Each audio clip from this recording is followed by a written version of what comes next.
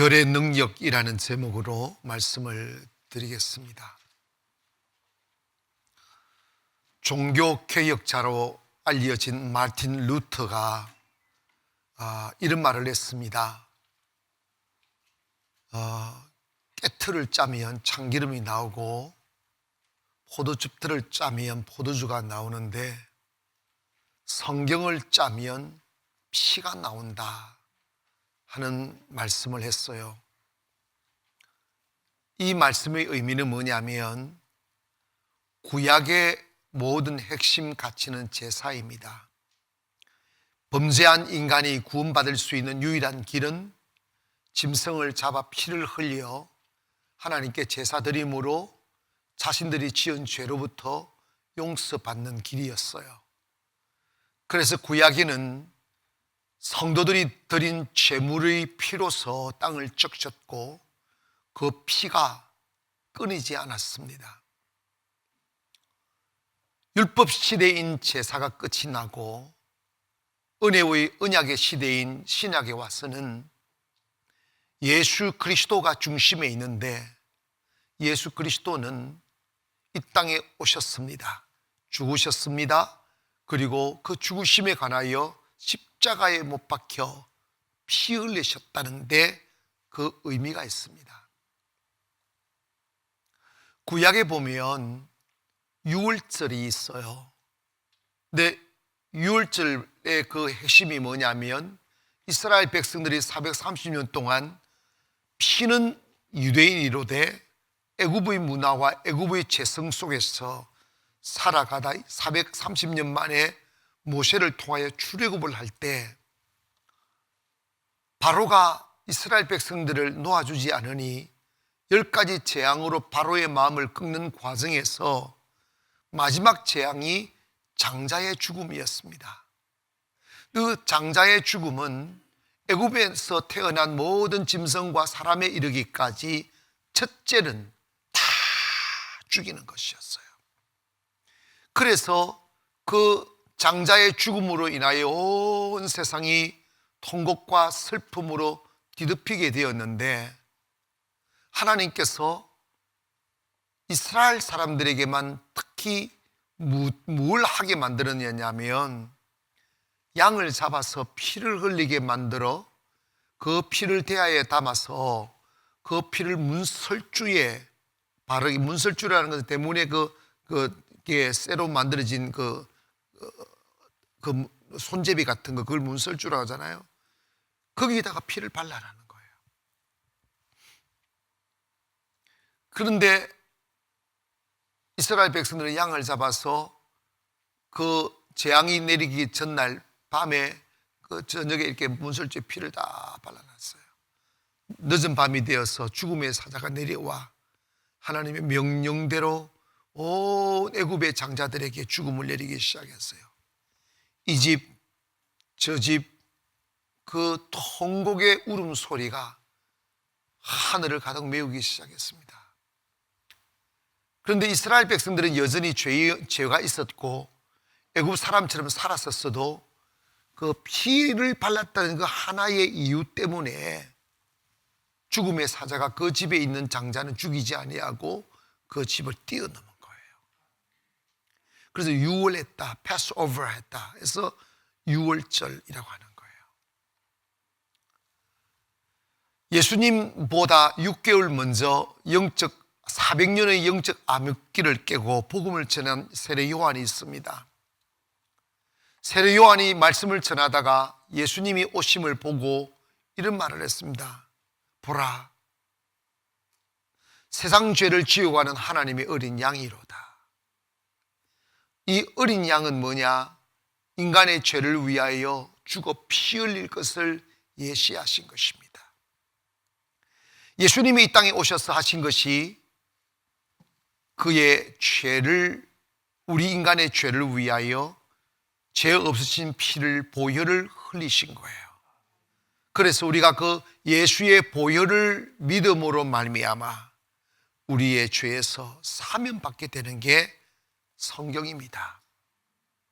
그래서 현대인들은 뭐 예수의 피를 믿으면 구원받아, 우리가 19세기에 살아가나 그렇게 비아냥거리기까지 하지만 바울은 고린도전서 1장 18절에 이런 말을 합니다. 십자가의 도가 멸망하는 자들에게는 미련한 것이요 구원을 받는 우리들에게는 하나님의 능력이라는 거예요. 즉 뭐냐면 우리가 예수의 피를 믿으면 그 피가 우리를 모든 죄에서 용서하고 죄의 저주에서 우리를 해방시킨다는 거예요. 요한복음 6장에 가보면 예수님이 십자가에 못 박히시기 전에 예수님이 흘리신 피의 의미를 가르치시기 위하여 성만찬을 하십니다. 그때 떡을 떼어 먹게 하시며 하시는 말씀이 이것을 먹으라 이는 내 살이라 하시고 포도주 잔을 따라 그 포도주를 먹게 하시면서 이것을 마시라 이것은 내 피라고 하셨어요. 그러면서 내 살을 먹고 내 피를 마시는 자는 죽음에 이르지 않고 영생하게 된다는 거예요. 그 안에 생명이 있게 된다고 말씀하셨습니다. 여러분, 인간은 태어나면서부터 죄인으로 태어납니다. 죄의 본성이 있어요. 그래서 다윗이 자신의 범죄함을 바라보고 어떻게 탄식하며 고백하느냐 하면 내 모친이 죄악 중에 나를 잉태하고 죄악 중에서 나를 태어나게 했다는 거예요. 때문에 우리가 아이를 키워보면 키가 자라고 철이 들면서 선한 것을 생각하고 아름다운 행동을 하는 게 아니라 거짓말하고 죄짓고 나쁜 짓 하죠.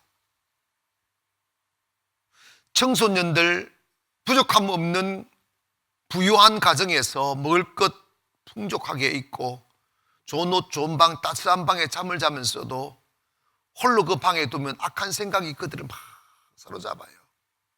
그거는 뭐냐? 인간 속에는 죄성이 있기 때문입니다. 로마서 3장 23절에 이런 말씀을 하셔요. 모든 사람이 죄를 범하였음에 하나님의 영광에 이르지 못한다는 거예요. 하나님의 임재, 하나님의 거룩함 앞에 못 나간다는 거예요. 왜? 모든 사람이 범죄했기 때문이라는 거예요. 그 죄의 결과는 로마서 3장 10절 이하에 보면 의인은 없나니 하나도 없으며 깨닫는 자도 없고 하나님을 찾는 자도 없고 다 치우쳐 한 가지로 무익하게 되고 선을 행하는 자가 없나니 하나도 없도다. 저희 목구멍은 열린 무덤이며 그 혀로는 속임을 베풀며 그 입술에는 독사의 독이 있고 그 입에는 저주와 악독이 가득하고 그 발은 피 흘리는 데 빠른지라 파멸과 고생이 그 길에 있어 평강의 길을 알지 못하고 저희 앞에 하나님을 두려워함이 없느니라고 그랬어요. 여러분, 인간의 모습을 그대로 표현합니다. 목구멍은 열린 무덤은 먹어도 만족함이 없어요. 그 혀로는 속임을 베풀고 막 거짓말하고 속이고 그가 하는 말에는 독사의 독 같은 악독함이 넘치고 그래서 인간의 입술을 통하여 막 터져 나오는 말 속에 저주와 악독이 가득하고 그저 자신의 탐욕을 채우기 위하여 피 흘리는데 발을 빨리 놀리고 그리고 세상 다 얻을 것만 같아도 그 결과는 파멸과 고생과 죽음밖에 없다는 거예요. 마음의 평강이 없다는 거예요. 그리고 여러분, 요즘 이 세상의 모습이 가장 큰 절망이 뭐 하나님을 두려워하지 않아요. 왜냐? 그 속에 하나님이 없기 때문입니다. 사랑하는 여러분, 우리 인간은 이처럼 죄악 중에 태어나 죄를 품고 살고 우리 안에 죄의 피가 흐르고 있기 때문에 구원의 길을 찾지 못하면 영원한 멸망에 이를 수밖에 없어요. 그런데 예수의 보혈은 우리를 그 죄에서 해방시키는 거예요. 죽음에서 해방시키는 거예요. 예수님이 십자가에 못 박히시면서 십자가 위에서 7마디 하신 말씀을 가상칠언이라고 그러는데 이런저런 말씀을 하시다가 마지막에 아버지 내 영혼을 받으시옵소서라고 하는 말씀 전에 6번째 뭐라고 말씀을 했느냐 하면 이런 말씀을 하셔요. 내가 다 이루었다는 거예요. 따라 합시다. 내가 다 이루었다. 다시 한번, 내가 다 이루었다. 그럼 뭘 이루었다는 거예요? 그럼 뭐 이루었다는 거예요? 뭐냐면 죄의 요구를 이루었다는 거예요. 율법의 요구를 이루었다는 거예요. 그게 뭐냐면 죄의 싹은 사망, 죽음이라는 거예요. 그게 율법이 요구하는 거예요. 네가 죄를 지었으면 대가를 지불해라. 죄의 대가가 뭐냐? 죽음이라는 거예요. 그런데 예수님이 이 땅에 오실 때 죄 없는 남자를 알지 못하는 동정녀 처녀 마리아에게 성령으로 잉태되어 예수님은 인간이 남자와 여자의 죄성을 가지고 임신이 된 게 아니고 죄 없이 성령으로 임신되어서 예수님은 무죄하십니다. 그래서 예수님의 피를 innocent blood는 무죄한 피를 말합니다. 그래서 예수님은 죄가 없이 이 세상에 오셔서 우리 죄를 위하여 하나님이 죄를 삼으셔서 우리 죄를 위하여 대신 죽어 주셔서 피를 흘리신 거예요. 아멘. 피를 흘리신 거예요. 그래서 그 예수님의 피를 보혈이라고 합니다. 보배로운 피, 거룩한 피를 우리의 죄의 대가로 흘려주신 거죠. 때문에 우리가 예수님을 믿게 되면 예수님이 흘리신 그 죄의 그 보혈의 피가 우리의 죄를 다 씻어주신 거예요. 사면한 거예요. 죄악에서 사면하시고 저주에서 사면하시고 죽음에서 사면한 거예요. 그래서 내가 다 이루었다는 말씀은 뭐냐면 율법의 요구를 충족시켰다. 죄의 값을 다 이루었다는 것입니다.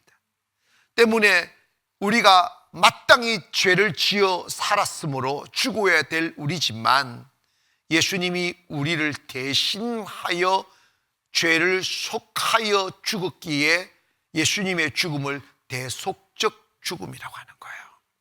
예수님이 나 대신 죄를 속하여 주시는 죽음을 죽으셨다. 그래서 예수님이 다 이루었다는 그 말씀 속에는 더 이상 우리가 죄에 대하여 할 게 없어요. 예수님이 충분히 대가를 지불하셨습니다. 그래서 로마서 8장 1절 2절을 보면 이런 말씀은 그런즉 그러므로 이제 그리스도 안에 있는 자에게는 뭐라고 그랬어요? 결코는 never, 결코 뭐가 없다? 정죄, 너 죄인이다 판단받지 않는다는 거예요. 왜? 이는 그리스도 예수 안에 있는 생명의 성령의 법이 죄와 사망의 법에서 우리를 뭐 했기 때문이다? 해방했다는 거예요. 그러므로 예수 믿는 사람이 왜 복을 받아요? 예수 믿는 사람은 왜 은혜를 받아요? 예수 믿는 사람은 왜 행복합니까? 왜 예수 믿는 사람은 두렵지 않습니까? 요즘 사람들 보면 우리는 자유민주 국가에 살고 누가 칼 들고 쫓아오지 않는데도 불구하고 밤에 잠을 이룰 수 없을 만큼 두려움에 빠져 있고 염려에 빠져 있는 분들 많습니다. 그거는 영적으로 보면 사탄의 정죄 아래에 있기 때문입니다. 예수 만나면 평안이 옵니다. 예수 만나면 두렵지 않습니다. 예수 만나면 웃을 수 있어요. 왜? 용서의 기쁨이 내 마음을 채우기 때문입니다. 때문에 우리가 교회에 오셔서 우리가 당당할 수 있고 우리가 찬송할 수 있고 꿈을 꿀 수 있고 행복해 할 수 있는 이유가 뭐냐면 예수님의 보혈 때문입니다. 예수님이 흘려주신 보혈의 피가 나를 정결케 한 거예요. 찬송 중에 보혈을 지나 아버지 하나님 품으로, 여러분 있잖아요. 하나님의 거룩하심 앞에 모든 사람이 죄를 보면 하나님의 영광 거룩함에 못 나갔는데 이 예수의 보혈을 통과하면 예수님 영광 앞으로 나갈 수 있는, 아버지 영광 앞으로 나갈 수 있는 거예요. 오늘 그러면 여러분이 내가 하나님이 보내준 예수님으로 인하여 예수의 보혈로 인하여 내 죄가 사면받고 거룩하게 되었다는 것을 믿기를 바랍니다. 우리 마스크를 쓰실 때는 주님이 마스크를 쓰시고도 주님을 찬양하려고 노력하는 그 모습 주님이 기뻐하셔요. 보혈을 지나 하나님 품으로 보혈을 지나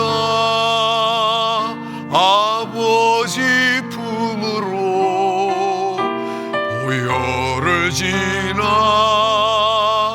하나님 품으로 한 걸음씩 나가네. 보혈을 지나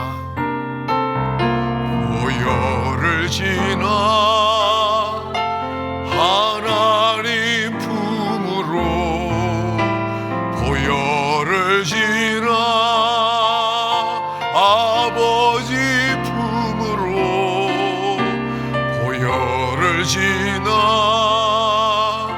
하나님 품으로 한 걸음씩 나가네. 존귀한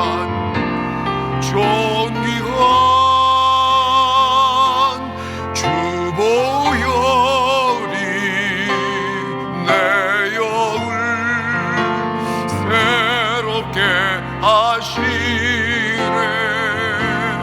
존귀한 주보혈이 내 영을 새롭게 존귀한 주보혈이 존귀한 주보혈이 내 영을 새롭게 하시네. 존귀한 주보혈이 내 영을 새롭게 하네. 그렇다면 보혈의 능력에는 무슨 능력이 있느냐? 첫째로 우리의 죄를 속하는 속죄의 능력이 있습니다. 시작. 염소와 송아지에 필요하지 아니하고 오직 자기의 피로 영원한 속죄를. 염소와 양이 아닌, 송아지가 아닌 예수의 피로 우리에게 영원한 속죄를 단번에 이룬 거지요. 아멘. 그러니까 예수님의 피가 우리의 죄를 다 쏟겠다는 거야. 그러면 우리가 예수님의 보혈을 믿으면 우리가 죄를 사면받기 위해서 우리가 뭔가 해야 될 게 있어요, 없어요? 여러분, 여기에서 교리적인 마찰이 생기는 거예요. 우리가 죄를 용서받고 하나님의 자녀가 되려면 우리가 지은 죄에 대하여 뭔가 대가를 지불해야 된다. 더 착하게 살고 선한 일도 하고 헌금도 바치고 이렇게 기부도 하고 이래야 용서받는 거지. 아, 나 예수 믿어 입 딱 닦으면 어떻게 용서받겠어? 이렇게 말하는 사람이 있어. 그래서 구원이라는 게 예수님을 믿는 것도 믿어야 되지만 그것까지는 부족해. 뭔가 선한 행위를 해야 돼. 그래서 믿음 플러스 선행, 행위가 뭉쳐져야 구원을 받을 수 있다고 하는 게 천주교예요. 아니야. 종교개혁이 뭐냐? 아니다. 인간이 죄를 사면받고 속죄받는 것은 인간의 노력으로 아니고 예수의 보혈을 믿기만 하면 충분히 용서받는다. 왜냐? 예수님의 보혈은 우리의 죄를 1000번 만번이라도 씻어낼 수 있는 권능이 있고 또 충분한 대가를 지불했기 때문이다. 그래서 바울은 에베소 2장 8절 보면 너희가 그의 은혜로 인하여 믿음으로 말미암아 구원을 얻었나니 이것은 너희에게서 난 것이 아니요 하나님의 선물이라 그랬어요. 이게 뭐냐면 내가 죄를 많이 지었고 나쁜 짓을 하며 살았는데 예수 딱 믿게 되면 주님이 흘리신 보혈로 말미암아 모든 죄가 용서받아 구원을 받았기 때문에 이것이 우리의 행위로 노력으로 된 게 아니고 하나님의 선물로 주어진 게 구원이라는 거예요. 그래서 그 마르틴 루터와 종교개혁자들이 뭐냐면 솔라피데를 막 오직 믿음, 예수님을 믿음으로 구원받는다 이야기하는 거예요. 그래서 로마서 8장 1절 이하에 보면 이런 말씀합니다. 조금 전에 했잖아요. 그러므로 이제 그리스도 안에 있는 자에게는 결코 뭐가 없다? 정죄함이 없는 거예요. 왜? 2절을 보니까 이런 말씀합니다. 이는 그리스도 예수 안에 있는 생명의 성령의 법이 죄와 사망의 법에서 우리를 해방했다는 거예요. 자, 그렇다면 우리가 예수 그리스도의 보혈과 그의 이름을 믿으면 우리가 죄 용서받기 위하여 어떤 행위를 해야 됩니까? 안 해도 됩니까? 안 해도 되는 거예요. 그러면 아이고 목사님 나 이제 교회 안 나올랍니다. 왜? 그랬더니 이미 내 용서받고 뭐 다 구원받았는데 교회 안 나오고 뭐 헌금도 뭐 아까운데 왜 합니까? 뭐 그리고 뭐 시간 아까운데 뭐 실컷 놀다, 그게 아니지. 우리 예수 믿고 구원받았으면 이제 죄의 노예로 살지 않는 거예요. 할렐루야. 주님의 영광을 위하여 사는 꿈이 생기는 거지. 때문에 예수님 흘리신 보혈은 우리 죄를 사해 주는 능력이 있음을 믿기를 바랍니다. 어떤 목사님이 이런 말씀하셨어요. 마귀는 우리의 죄를 하나님 앞에 고발하는 검사와 같고, 성령은, 예수님은 우리의 변호사다고 그랬어. 우리가 죽어서 하늘나라 다 가면 우리 이거 검사인 사탄이가 딱 나타나가지고 이야기하는 거예요. 정인숙 성질은 더럽고 막 고발하는, 더 이상 내가 아는 게 없어가지고 말을 할 수는 없네. 막 고발하면 도저히 천국 들어갈 확률이 없어. 새롬이 착하게 생겼지만 독해. 이러면서 남편한테 물어봐. 이러면서 막 고발하는 거예요. 그러면 얼굴 파게 지고 막 부끄러워지고 막 바위와 날 가리우다고 산들아 날 숨겨다고 막 숨어들려고 할 때 주님이 딱 나타나는 거예요. 딱 나타나서 변호사인 주님께서 딱 나타나셔서 저놈의 사탄, 저놈이 하는 말 다 맞습니다. 그러면 내가 철렁하는 거지. 나 맞는 데부터가 죽을 뻔했어요. 그러나 저 여인은 나를 믿었습니다. 나의 보혈을 믿었습니다. 그러므로 무죄입니다. 그럼 땅땅땅 하면 천국 가는 거지. 보혈의 능력은 우리의 모든 죄를 사면하는 사명이 있고, 두 번째로 따라합시다. 보혈의 능력은 성결의 능력이 있다. 아멘. 여러분 있잖아요, 교회에 나오기 전보다 착해져야 된다는 생각은 다 해요. 그죠? 그러니까 뭐 조금 착한 척 해보려고 노력을 하는데 안 돼요. 그게 잘 안 돼요. 그래서 막 부담스러워가지고 교회 안 나오는 사람 참 많아요. 왜냐하면 너 교회 다니지? 이 소리 들으면 너 교회 다니지? 이것은 뭐냐면 착하게 살아야 된다, 이 소리가 같은 말처럼 들리니까 교회를 오랫동안 다니면서 세상에 죄된 삶을 끌어내지 못하고 그냥 죄에 묶여 사는 사람들이 사실은 있어요. 반면에 교회에 오셔서 삶이 싹 바뀐 사람이 있어요. 그럼 어떻게 이렇게 차이가 나는가? 믿음의 차이예요. 예수님 만나면 우리 안에 거룩함이 막 발동해요. 우리가 뼈와 살과 세포 속에 뿌리 내리고 있는 죄성이 성령에 의해 잡아먹히는 거예요. 그래서 나도 아름답게 살 수 있는 힘이 생기는 거예요.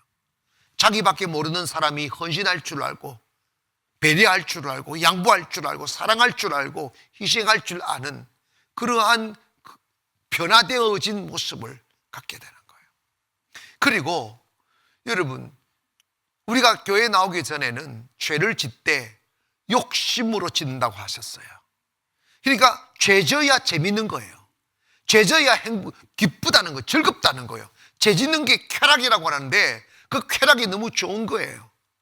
그래서 전도를 해보면 특별히 여자들은 내숭 뜬다고 말은 그렇게 못하고 속으로는 남자들이 있는데, 나 아직 교회 갈 때가 멀었다고, 나 아직 교회 갈 때가 멀었다고. 그게 뭐냐면 실컷 죄짓고 죄질 힘이 없을 때 교회 간다는 거예요. 그거 진짜 웃긴다, 그지? 말이 안 되는 소리예요. 자기가 언제까지 살지 누가 알아? 주님 부르면 오늘 가야 되는데. 그런데 그게 뭐냐면 나 아직 교회 갈 준비 안 됐다는 거지. 그런데 여러분 봐봐요. 교회 오셔서 은혜를 받아야 되는 이유가 이건 거예요. 성령 받아야 될 이유가 이런 거예요. 여러분, 죄를 지으며 느끼는 즐거움을 쾌락이라고 그래요. 근데 그 쾌락은 그것으로 끝나는 게 아니고 또 마약과 같아요. 마약을 먹으면 좋긴 한데 부작용이 일어나잖아. 삶을 망가뜨리고 무너뜨려 버려요. 감옥 가게 만들고. 마찬가지로 여러분, 쾌락에 중독이 되면 사람 완전히 맛이 가요. 부모도 없고 자식도 없고 가정도 없고 미래도 없어요. 오직 쾌락에 노예되어 죄 짓는 맛으로 사는데 그게 뭐냐? 결국은 멸망에 이르게 하는 거죠. 내 가정도 내 자신도 삶도 파괴할 뿐만 아니라 영혼도 무서운 지옥의 나락에 처박아 넣어버려. 영원한 저주 아래 있게 하는 거예요. 그런데 여러분, 거기서 빠져나오려면 은혜를 입어야 돼요. 주의 보혈로 씻음 받아야 돼요.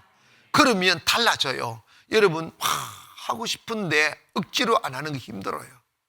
교회에 오셔서 은혜 없이 교회에 나오면 담배를 끊으려고 하고 술을 끊으려고 하는데 수십 번 끊었다가 마셨다가 끊었다가 피웠다가 그렇게 해요. 그런 분들 많아요.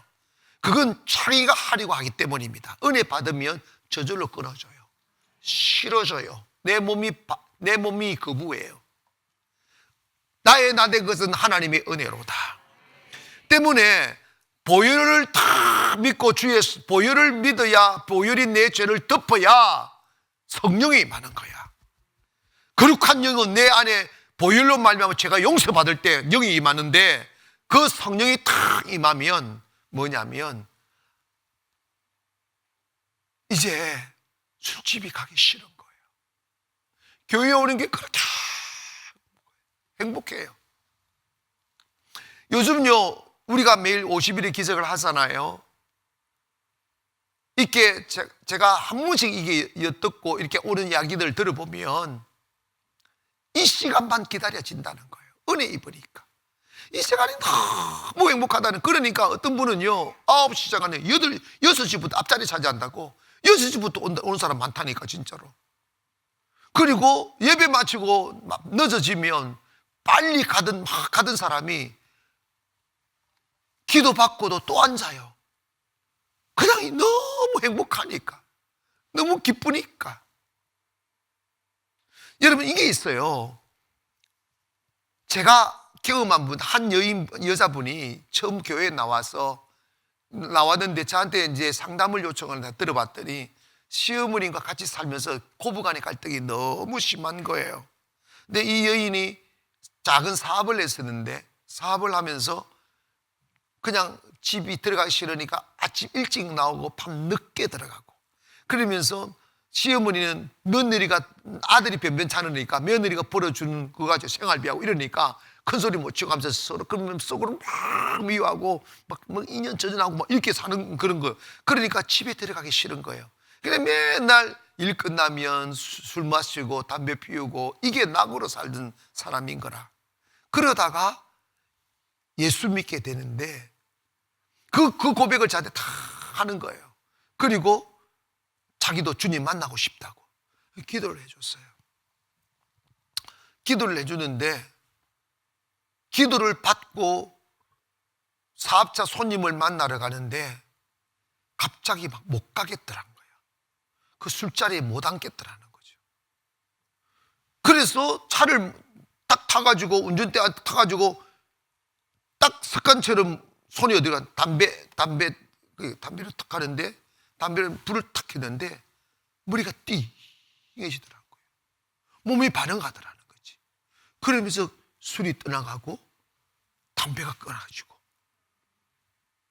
그리고 그 성령님을 만나서 주님 만나니까 이렇게 표현하더라고요. 목사님, 이거 어찌된 저는 우리 집에, 자기 집에 들어가는 지옥 같다는 거예요. 문을 딱 자기 시어머니가 함께 있는 그 공간 문 딱 열면 지옥 같은 느낌을 받았는데, 주님 딱 만나고 그날 밤 딱 집에 문을 딱 열었는데 집에서 향기가 확 나더란다. 천국 같은 향기가 확 나더란다. 이게 변화예요. 할렐루야. 여러분 있잖아요, 주님의 보혈로 덮임 받으면 내 안에 성결의 영이 임하는 거지. 그래서 예수 믿고 주님 만나면 무슨 재미로 사나 하는데 아니에요. 여러분 정말 주님 만나면 행복합니다. 충분히 세상을 살아갈 수 있는 힘이 있어요. 어느 건축업자가 저하고 대화하다가 담배를 피우는 거죠. 이게 아직 전혀 교회를 모르니까, 목사가 누군지도 모르고. 그러니까 이런 거예요. 목사님. 그러니까 내가 목사라는 거면 알아요. 목사라는 거 알아요. 그러니까 목사님, 네. 그랬더니 목사님은 무슨 재미로 사느냐요. 무슨 재미로? 목사님, 그러면서 목사님 담배 피우세요? 이런 물어보는 거야. 그랬더니 무슨 재미가 있어요? 담배 안 피우면 무슨 재미로 사느냐고. 자기는 스트레스를 건축하다 보니까 너무 스트레스를 받는데, 그래가지고 스트레스 받을 때마다 담배가 쭉 빨아가지고 이 재미로 산대.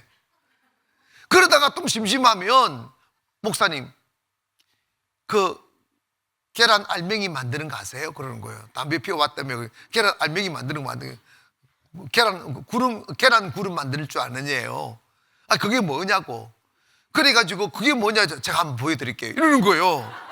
그래 담배를 쭉 이렇게 빨더니 이거를 막 씹어요. 연기를 씹더라고. 이걸 막 씹어가지고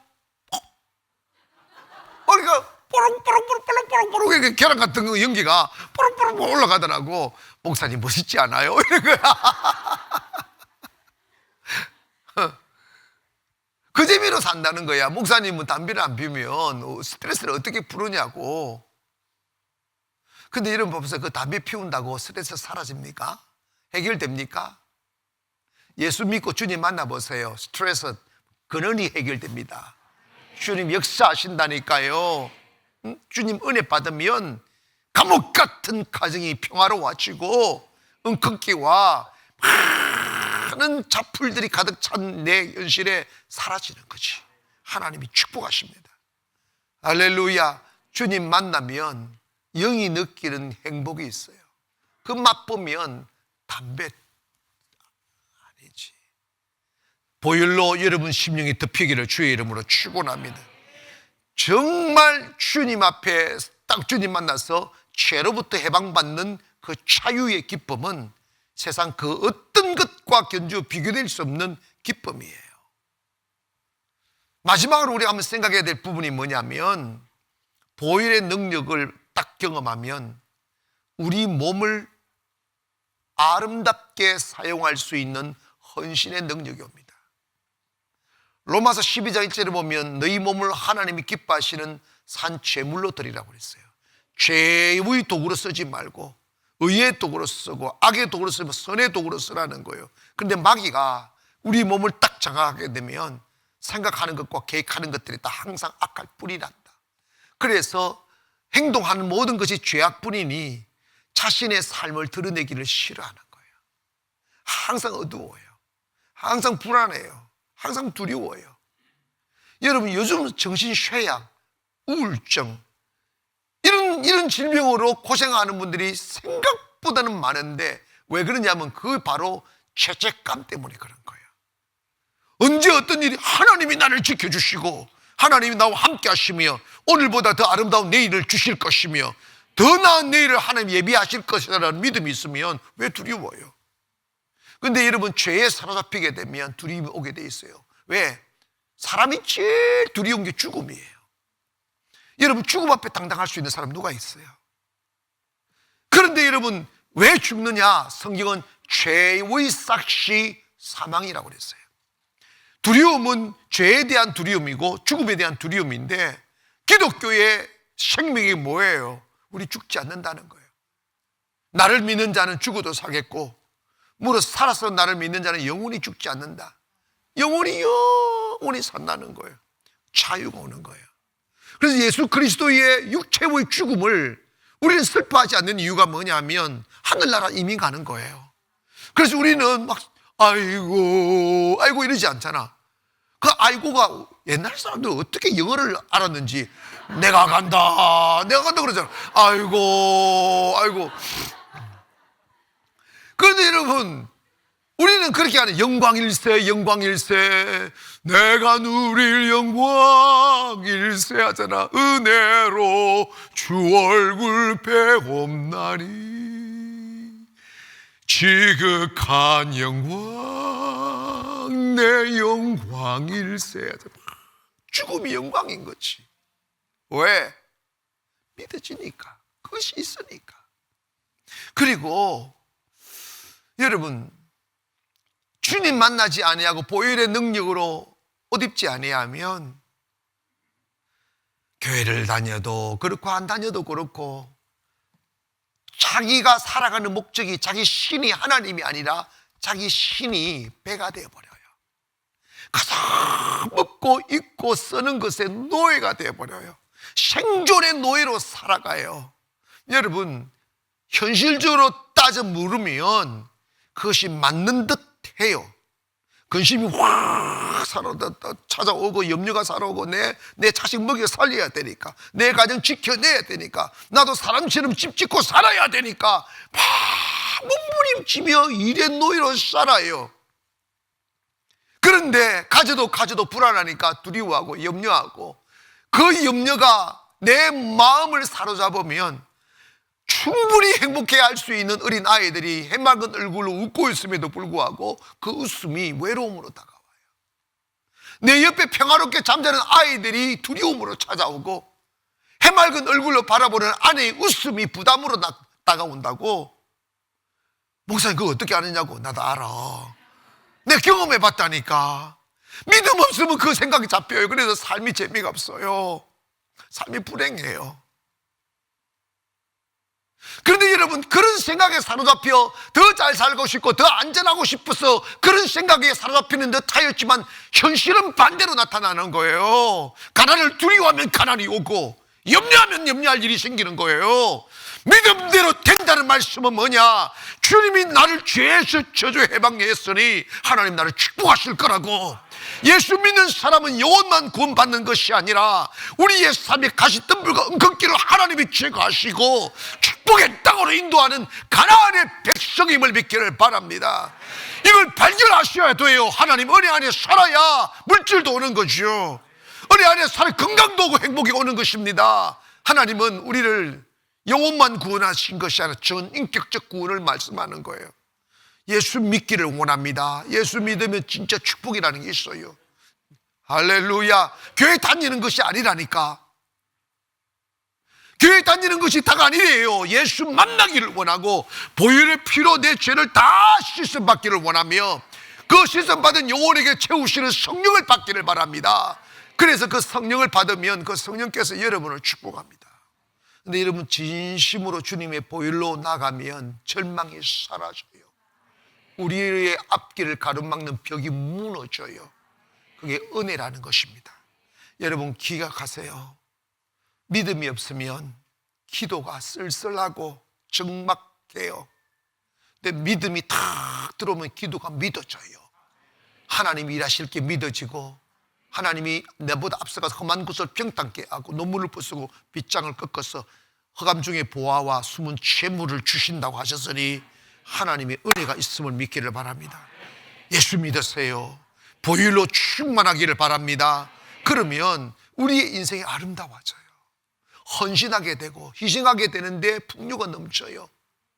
정말입니다. 한번 해보시라고. 우리는 있잖아요, 그 은혜가 없으면 내 혼자 먹고 사는 것도 버거워서 비틀거려요. 내 가정 하나 세우기가 버거워서. 저 여러분 있잖아요, 한때 우리 아들 딸 둘이잖아. 저 아들 딸 둘이 딱 놔놓고 이 아들 딸 먹여 살릴 것이 막막해서 너무 내가 결혼을 한 걸 후회한 적이 있어요. 잠시 동안.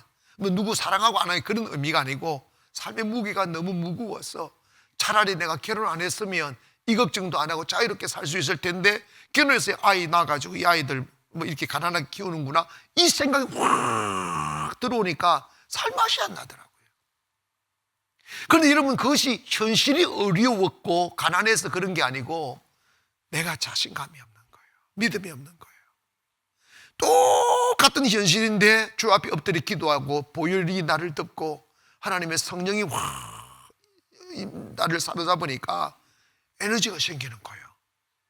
아멘 합시다. 에너지가 생기는 거예요.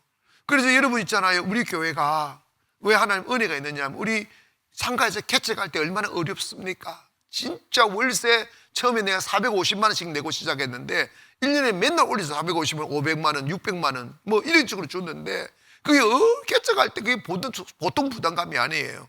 그런데 마음에 여유가 오니까 내가 고아원 세운다고 꿈을 꿨잖아. 커피는 고아원.